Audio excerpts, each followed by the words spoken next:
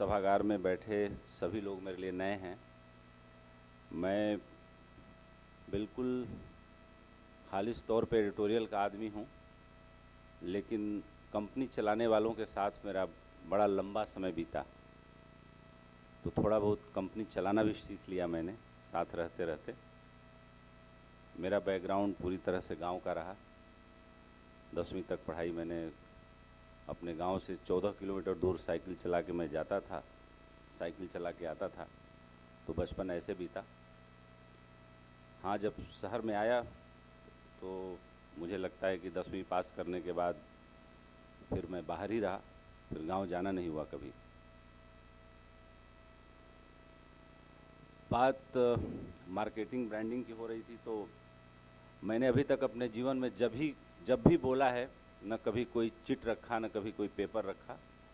तो मुझे अभी नूर ने बताया कि सीएमओ अवार्ड्स हैं, और चूँकि आपने अपनी कंपनी खोली है, तो पहली 2 मिनट अपनी जर्नी के बारे में बता दूं। जब मैं ग्रेजुएशन फर्स्ट ईयर में था, तो मैंने राष्ट्रीय सहारा के साथ अपने करियर की शुरुआत की थी, और तब 3300 रुपये मिलते थे लखनऊ में, 3300 रुपये। और वो पहली सैलरी स्लिप से लेके यहाँ तक का सफ़र जब मैं सोचता हूँ तो एक पल के अंदर मेरे आंखों में तैर जाता है। तो 97 से 2002 में सहारा ग्रुप के साथ रहा। तब मैं दूर से सहारा चेयरमैन को देखता था अखबार में, पास से देखने का मौका भी कभी नहीं मिला। और 2002 में मैंने रिजाइन किया, तब स्टार न्यूज़ खुल रहा था एनडीटीवी से सेपरेट होके। मैंने लाइन में लग के इंटरव्यू दिया था और मेरा सिलेक्शन हो गया था। 2 साल वहाँ रहा, फिर CNBC TV 18 में आया, 1 साल 1 महीना वहाँ रहा, फिर वापस स्टार न्यूज़ में आना हुआ। और स्टार न्यूज़ की जर्नी के बाद मैं सीधे as a CEO editor in chief Sahara news network का ज्वाइन किया था मैंने। और तब से लेके मैं कह सकता हूँ कि सहारा चेयरमैन की आंख बंद होने तक मैं उनके साथ रहा। और चूँकि मेरे जीवन का लंबा समय सहारा ग्रुप के साथ बीता, तो ब्रांडिंग किसे कहते हैं, एक छोटा सा एग्जाम्पल मैं, नूर और मेरे ग्रुप CEO वरुण कोहली जी यहाँ बैठे हुए हैं। जब मैं भारत एक्सप्रेस लॉन्च कर रहा था, तब भी उस सफ़र के साथी थे। मेरे एक मित्र हैं, लंदन में रहते हैं, उनका नाम है सुमन मित्रा। साल 2006 की बात है। वो अपने मामा और अपने फादर के साथ सहारा चेयरमैन से मिलने गए थे। सहारा स्टार की लॉबी में वो लोग वेट कर रहे थे। सहारा चेयरमैन कहीं बाहर गए हुए थे मीटिंग के लिए। जब वो आए तो डोरमैन ने दरवाज़ा खोला, और सुमन ने मुझे बताया कि मामा ने और पापा ने देखा कि सहारा सिंह ने हमारी तरफ इशारा किया, 2 मिनट मैं बुलाता हूँ आप लोगों को। बोला, ऊपर गए और उल्टे पांव फिर नीचे उतर के आए, और डोरमैन के पास गए और डोरमैन से खड़े खड़े 2 मिनट बात की। फिर उसके बाद चले गए, फिर कोई आया ले जाने के लिए, लेके गया ऊपर। तो सुमन ने बताया कि मैंने अपने मामा से पूछा कि मैं ये जानना चाहता हूँ कि इन्होंने दरवाज़ा खोला, उसको विश किया, हंस के जवाब दिया, फिर गए, फिर उल्टे पांव नीचे आए, फिर उससे क्या बात किया, मुझे इंटरेस्ट है जानने में। तो ये लोग डिस्टेंट रिलेशन में थे। तो पूछा सुमन के मामा ने कि मेरा भांजा जानना चाहता है कि आपने क्या बात की उस डोरमैन से। तो सहारा चेयरमैन हंसे और बोले कि अरे यार, उसकी बेटी की शादी थी, और वो मेरे पास आया था मिलने, और उसकी बेटी की शादी मैंने संपन्न कराई, लेकिन मैं जा नहीं पाया, तो मैं उससे माफ़ी मांगने के लिए आया था कि मैंने शादी में कोई कमी तो नहीं रह गई, ऐसा तो नहीं कि तुम्हें कुछ और तकलीफ़ हो। तो मुझे ध्यान आ गया कि इसकी बेटी की शादी अभी 2 दिन पहले बीती है, और ये ड्यूटी पे क्यों है, उसको और व्यवस्था देखनी चाहिए। तो मैंने ये पूछा उससे, बस इसीलिए उल्टे पांव लौट के आया था। आज अखबारों में खबर छपी है कि सहारा ग्रुप को अडानी ग्रुप ने टेक ओवर कर लिया, और मैं ये मानता हूँ, चूँकि 18 साल मेरे जीवन का समय बीता।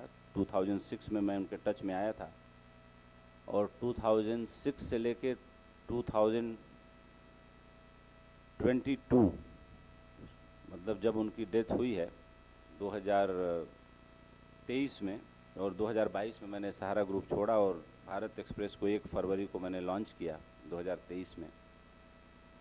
तो मैं दुबई में था जब वो डॉक्टरों ने जवाब दे दिया था और 2-3 दिन समय उनके पास था। तो मैं आज भी सोचता हूँ तो मुझे लगता है कि उनके जीवन में हज़ारों लोग थे, लेकिन उन्होंने मुझे स्पेशली बुलवाया। तो ये 2 घटनाएं मैं हमेशा भूल नहीं पाता हूँ। एक जो सुमन मित्रा ने बताई कि इतना बड़े एम्पायर का मालिक होते हुए भी एक डोरमैन की बेटी की शादी कैसे संपन्न हुई, कोई कमी तो नहीं रह गई। बहुत कम लोग उतना ध्यान दे पाते हैं और इस लेवल तक उतर के पूछ पाते हैं। और मैं कह सकता हूं कि 2006-07 के बीच सहारा ग्रुप वो कंपनी थी जिसने इस देश के बड़े से बड़े कारपोरेट को 3-3 हज़ार 4-4 हज़ार करोड़ का उधार दिया हुआ है। उसके सबूत भी मेरे पास हैं। एक चढ़ने का वक्त होता है, एक उतरने का वक्त होता है। तो सहारा चेयरमैन के जाने के बाद सहारा के उतरने का वक्त शुरू हो गया। आत्मा चली गई, शरीर बचा रहा। वो शरीर भी एक तरीके से किसी और को चला गया। लेकिन ये एक मेमोरी मेरी ये है। और दूसरी मेमोरी ये है कि मैंने उनके साथ 18 साल काम किया। उनके साथ हज़ारों लोगों, लाखों लोगों ने काम किया। करीब 2004 या 2006 की टाइम मैगजीन की रिपोर्ट है कि इंडियन रेलवे के बाद सहारा को बिगेस्ट एम्प्लॉयर माना था। तो मैं एक ऐसी कंपनी का एग्जाम्पल दे रहा हूँ ब्रांड के तौर पे कि वो एक बहुत बड़ा ब्रांड बना और 45 साल की यात्रा में पूरे भारत में छा गया। मैं कह सकता हूँ कि 17 करोड़ 17.49 करोड़ डिपॉजिटर थे सहारा ग्रुप के पास, जो SBI के बाद नंबर 2 था। उनके पास 7,000 ब्रांचेज थी और फाइनेंशियल इंक्लूजन में सहारा ने बहुत बड़ा काम किया। और लैग कहाँ रहा, क्योंकि सहारा चेयरमैन ने कभी बहुत हाईली प्रोफेशनल्स को बहुत रिस्पेक्ट नहीं दिया। उनका ये मानना था कि हमें रैंकर्स को चुनना चाहिए, जो नीचे से काम सीखता हुआ है और उसको जिम्मेदारी देनी चाहिए। इस पर हमारी उनकी बहुत बार बात भी होती थी। मुझे कई बार लगता था कि रैंकर्स के कारण कंपनी का बहुत नुकसान हो रहा है, क्योंकि मुझे लगता है कि 2009 में मैं कंपनी में एग्जीक्यूटिव डायरेक्टर अपॉइंट हुआ था। मैं सबसे कम उम्र का ज़रूर था, लेकिन हाँ, मैं ये मानता हूँ कि उन्होंने मुझे वो जगह दी और 15 सालों तक मैंने उस नेटवर्क के साथ काम किया, चलाया। भारत एक्सप्रेस लॉन्च करने का ख्याल कैसे आया? वो ऐसे आया कि 16 सितंबर 2022 जब मैंने रिज़ाइन किया तो मैंने सोचा कि मैं क्या करूं। तो 2-3 दिन मैं सोचता रहा और मुझे लगा कि जिस तरह की नौकरी मैंने सुब्रत राय सहारा के साथ कर ली है और जिस तरह का जीवन मैंने जी लिया है, वो मुझे नहीं लगता कि किसी और कारपोरेट में या किसी और आदमी में वो क्षमता है कि मेरे को उस तरह से वो बर्दाश्त कर पाए। तो पहले तो मैंने अपने मन को मनाया कि भाई, और वाकई इस देश के मैं नाम नहीं लूँगा, मैं कह सकता हूँ कि इस देश के तो मीडिया मुगल कह ही सकते हैं। उन्होंने मुझे बोला था जब मैं सहारा ज्वाइन कर रहा था कि उपेंद्र, तुम जा तो रहे हो, लेकिन ध्यान रखना वो सोने का पिंजड़ा है, तुम्हें वो कोई नहीं दे पाएगा वो जो देंगे, लेकिन उस पिंजड़े से निकलने में तुम्हें बड़ी मुश्किल होगी और निकलने के बाद दूसरा सोने का पिंजड़ा मिलेगा नहीं, क्योंकि तुम सोने के पिंजड़े में रहने के आदी हो जाओगे। कुछ हद तक उनकी बात सही भी थी। उनकी हर बात सही ही होती है, कभी गलत तो होती नहीं। और उनके साथ भी मुझे लंबे समय तक काम करने का मौका मिला और मैं कह सकता हूं कि अभी भी मुझे जब भी ज़रूरत होती है पुकारता हूं तो मेरे लिए आते हैं वो। तो मुश्किल तो ज़रूर हुई, लेकिन एक वक्त मेरे पास आया जब मैं बहुत पैसे रुपए से संपन्न था। 2015 से 2018 के बीच, मतलब एक नहीं 5-7 चैनल लॉन्च करने की मेरी हैसियत थी उस वक्त। जानने वाले इस बात को जानते हैं, लेकिन उस वक्त मैं हिम्मत नहीं कर पाया कि कोई एक छोटा सा डिजिटल प्लेटफॉर्म भी खोल पाऊँ। और जब मेरे पास एक कंपनी की नौकरी छोड़ने के बाद पैसे बिल्कुल नहीं थे, तब मैंने भारत एक्सप्रेस की शुरुआत की। और मैं बहुत प्राउडली ये बात कह सकता हूँ कि पहले साल में हमने प्रॉफिट शो किया भारत एक्सप्रेस का, और EY ने मेरी कंपनी का वैल्यूएशन 765 करोड़ उसका वैल्यू किया, और पहले साल ही 300 करोड़ के डिस्काउंटेड वैल्यूएशन पे मैंने 10% अपनी कंपनी का स्टेक बेचा। ये जरूर है कि हम भारत एक्सप्रेस को बार्क में लेके नहीं गए और जनवरी तक कभी लेके नहीं जाएंगे।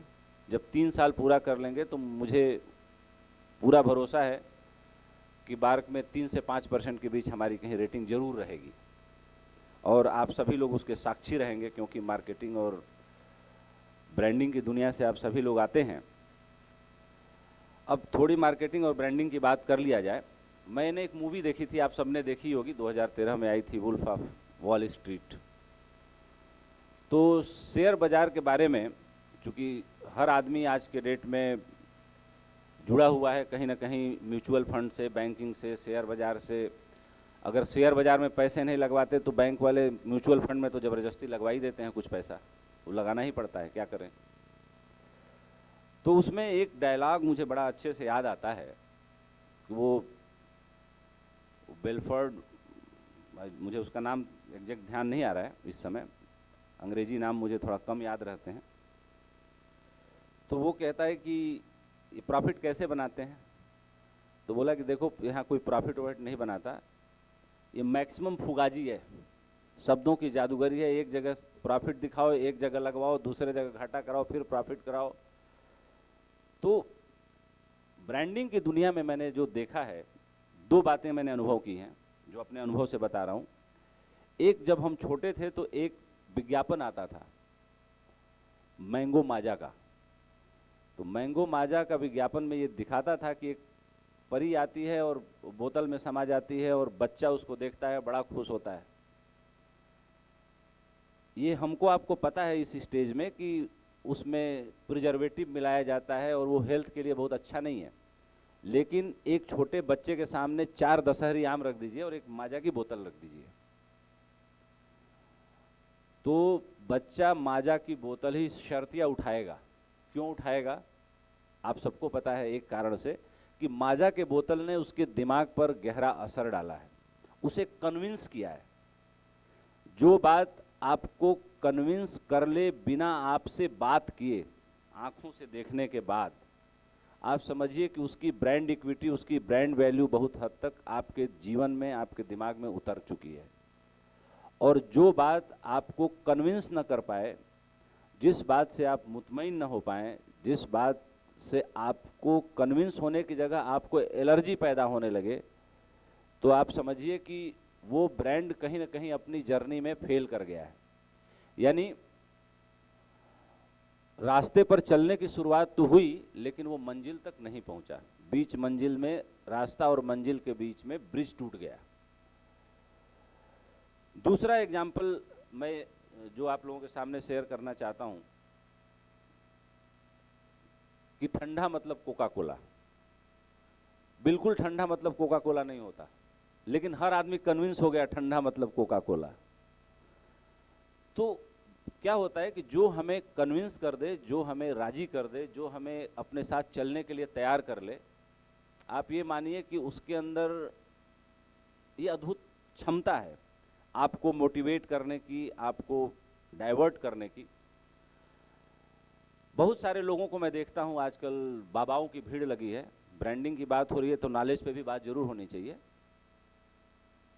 मैं देश के लगभग सारे बाबाओं को जानता हूँ जितने बोलते हैं, और मैं दावे के साथ आप लोगों को साक्षी बना के कह सकता हूँ, मुझे बिठा दीजिए, मैं बता दूंगा कि इस बाबा ने आचार्य रजनीश की, ओशो की किस बात को तोड़ मरोड़ के कैसे पेश किया है। हर बाबा ने आगे महाभारत और वो उपनिषदों की किताबें लगा रखी है, अंदर वाले खाने में सारी आचार्य रजनीश की किताबें और सारी डिस्कोर्स के पेन ड्राइव और DVD CD भरे रखे हैं। 2-4-10 बड़े बाबाओं के यहाँ तो मैंने पकड़ा भी है, क्योंकि मेरा रिश्ता ऐसा है और मैंने उनसे हाँ भी करवाया है। मैं कह सकता हूँ कि ब्रांड के तौर पे एक आदमी ने इस 20वीं सदी में सबसे बड़ा काम किया ज्ञान बांटने का, लेकिन उस आदमी को सबसे ज़्यादा अंडर एस्टिमेट किया गया, वो है आचार्य रजनीश। और जैसे बुद्ध को उखाड़ फेंका हमारे यहाँ के पोंगा पंडितों ने, और आज जापान जैसा देश भारत जैसे देश के सामने माथा झुकाता है, या भारत के चेहरे पे जो थोड़ा बहुत नमक है वो बुद्ध के कारण है। और जो सबसे ज़्यादा सोशल वेलफेयर के लिए फंड अगर जापान ने भारत को दिया है तो सिर्फ बुद्ध के कारण दिया है। जितने कॉरिडोर, दर्जनों एयरपोर्ट और भी बहुत सारा फंड अभी पड़ा हुआ है जो अनयूटिलाइज्ड है, लेकिन बुद्ध को उखाड़ फेंकने में जितना हमारे यहाँ के दोयम दर्जे के पंडितों ने अपना धंधा बचाए रखने के लिए काम किया, शायद अगर बुद्ध को स्थापित किया होता तो भारत की तस्वीर कहीं और होती।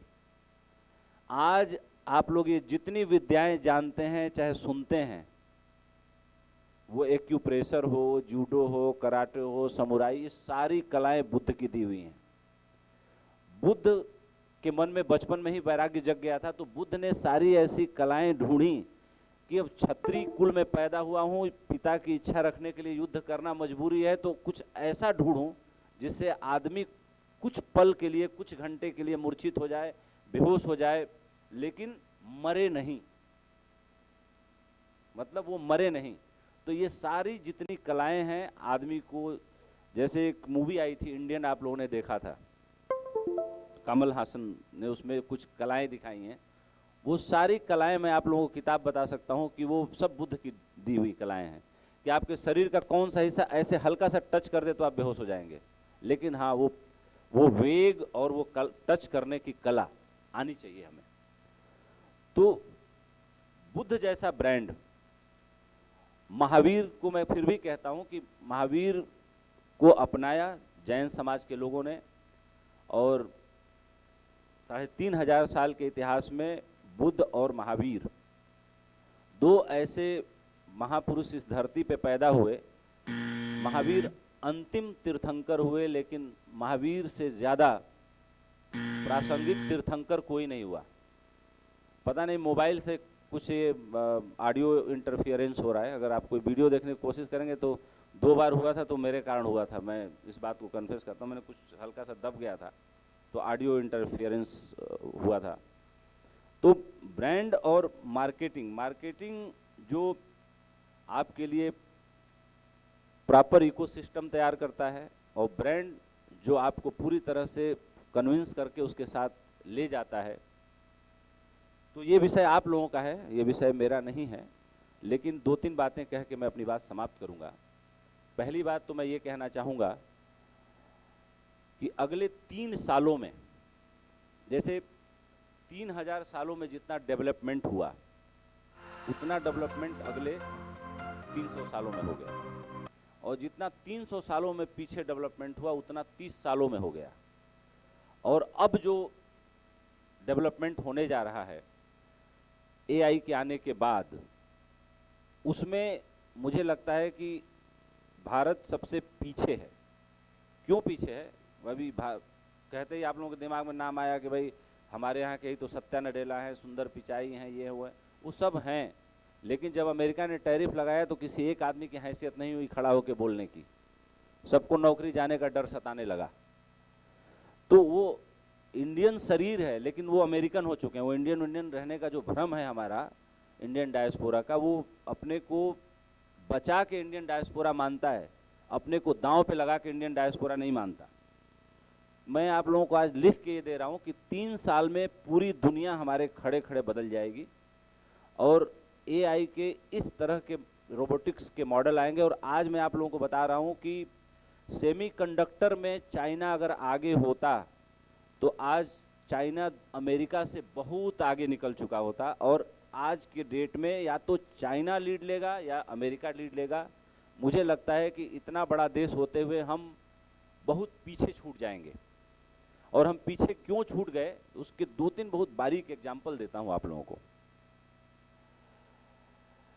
जैसे मैं छोटा था, जब मैं गांव में रहता था, तो सबसे तेज गति से बारात में गया हूं एम्बेसडर गाड़ी में बैठ के, और सबसे धीमी गति से बारात में बैलगाड़ी में भी बैठ के गया हूं, दूसरे गांव ट्रैक्टर टाली में भी बैठ के गया हूं।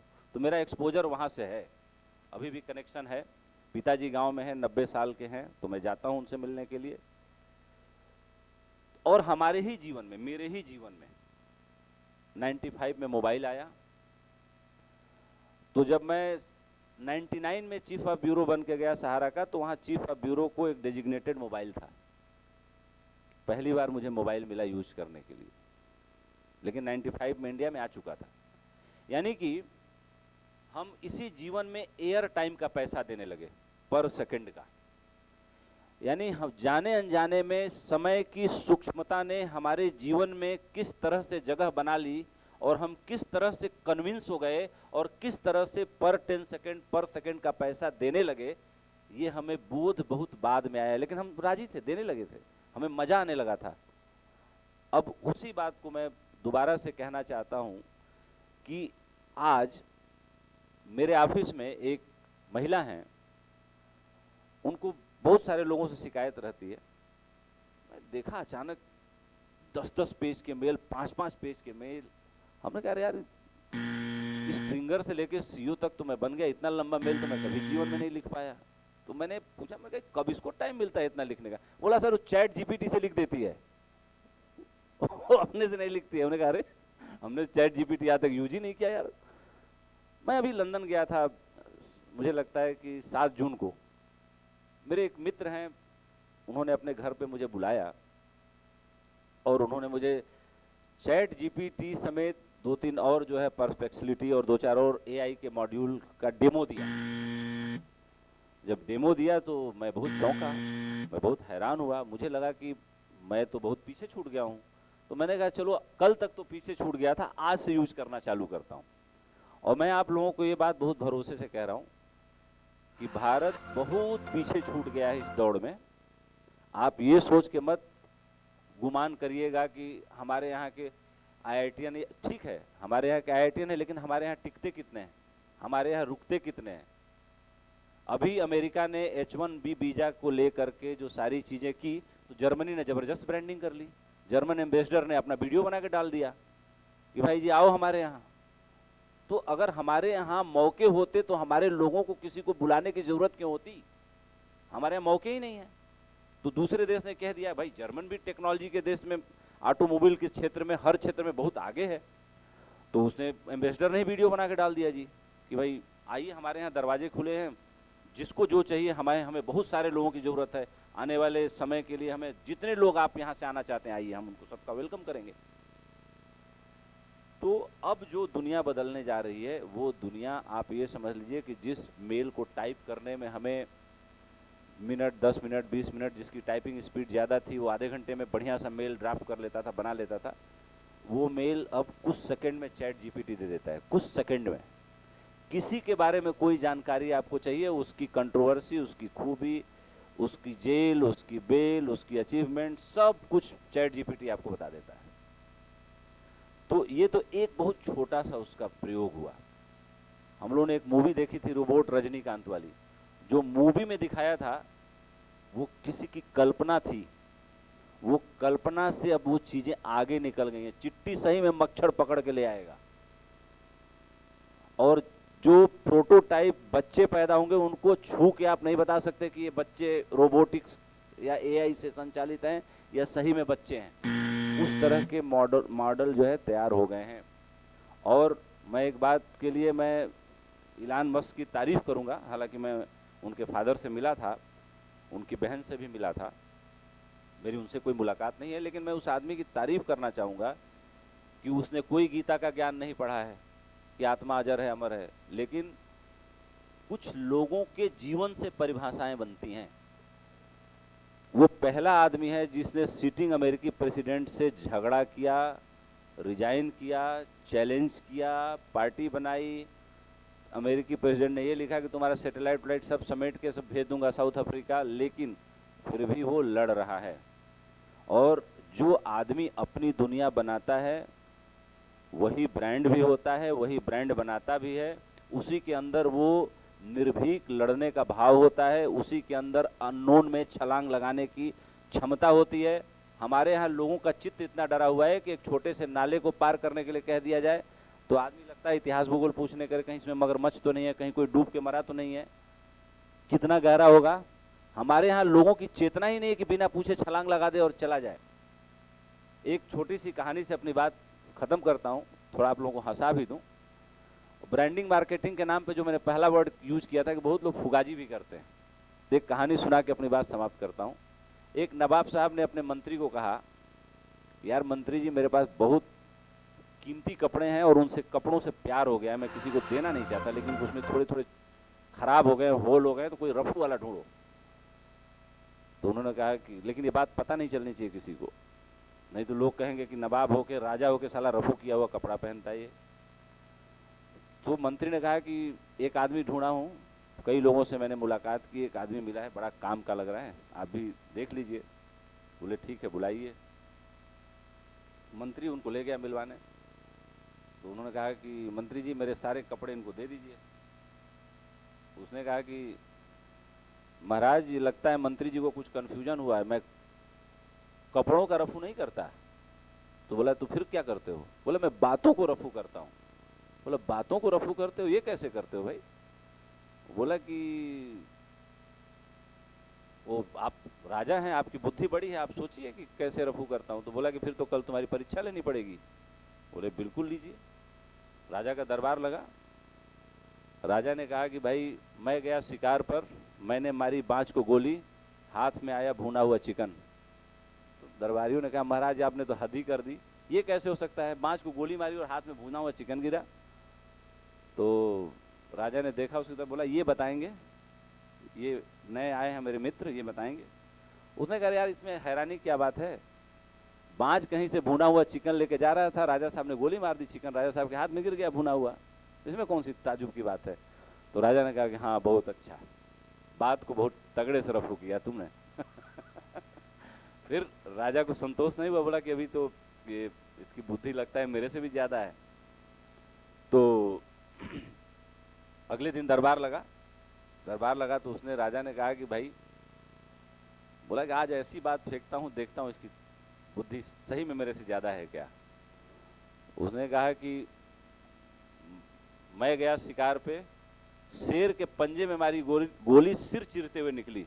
तो दरबारियों ने कहा कि महाराज गोली तो एक डायरेक्शन में जाती है, पंजे में मारने पे सिर चीर के कैसे जाएगी? तो राजा ने उसकी तरफ देखा, बोला भाई रफूगर बताओ कैसे निकली। बोला आप लोग इतना परेशान क्यों हो रहे हैं, शेर पंजा को गुजा रहा था, राजा साहब ने गोली निकल गई सिर चीरते हुए, उसमें ऐसे हैरान होने की क्या बात है। राजा को लगा कि यार ये तो सही में बहुत तगड़ा आदमी है, लगता है कहीं मुझे ही ना कुर्सी से हटा दे। अगले दिन फिर दरबार लगा। तो राजा ने जो है